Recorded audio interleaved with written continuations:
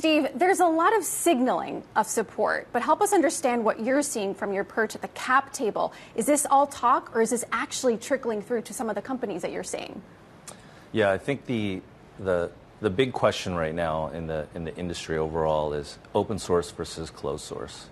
And this is the overarching theme, not only in model pre-training and availability, but it's also a huge issue across the planet. So there's this inevitable movement that's happening where sovereign AI is a consistent theme in Asia, Middle East, EU, and the US, and China, right? And China sits separately from a lot of the East Asian countries, which are a little bit more aligned and open to US models. So I think this overall trend that we're seeing right now is trickling down into who can use these models in applications, in industries, in different sectors that are important and critical to each country and region.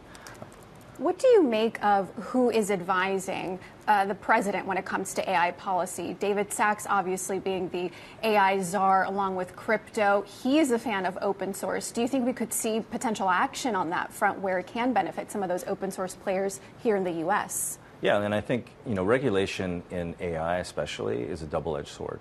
You want to promote open source to compete with closed source models. And the reason why is competition breeds progress. And that trickles down to consumers, to businesses that use these models. So that's good overall for everyone.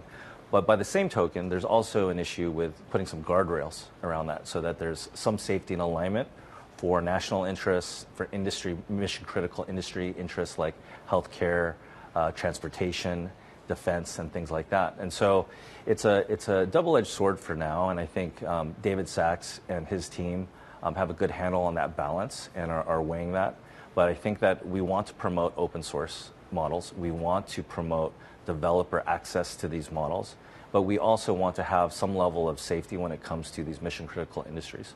Are you okay with, therefore, people accessing DeepSeek's R1 model, for example? Where do you think we are in the geopolitics of it all?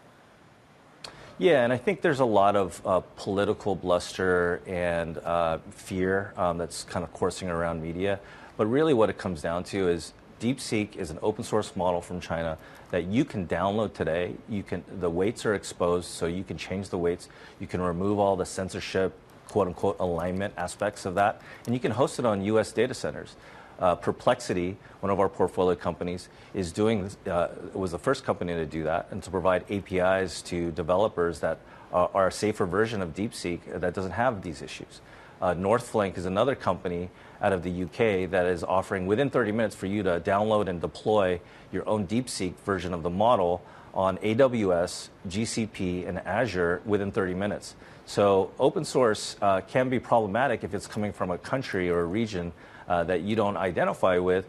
But the good thing about open source, the strength of it, is that you can download it and you can modify it and make it safe for your own purposes. Another one of your portfolio companies was Humane AI, and we talk a lot about the models, the algorithms.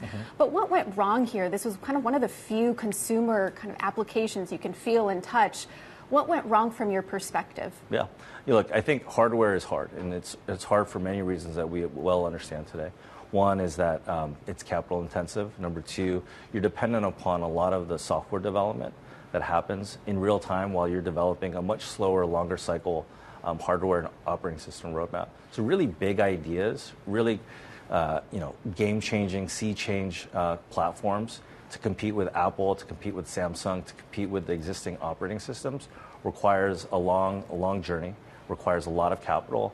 And these things are hard. And these are the moonshot bets that venture capital is built for, and we embrace. So we want to see more companies. We want to see more founders take those moonshot bets and go for it.